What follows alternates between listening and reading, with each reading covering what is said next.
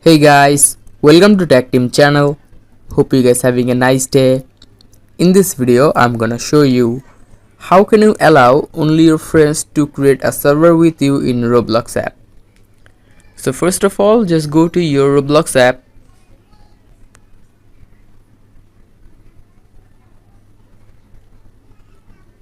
Now click the bottom last three dot icon.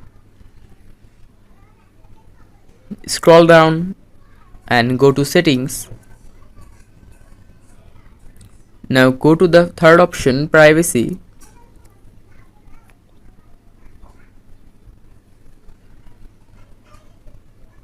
Now again scroll down, and in other settings the first one is who can make me a member of their private server. Click on it and select the second option, friends, users I follow and my followers.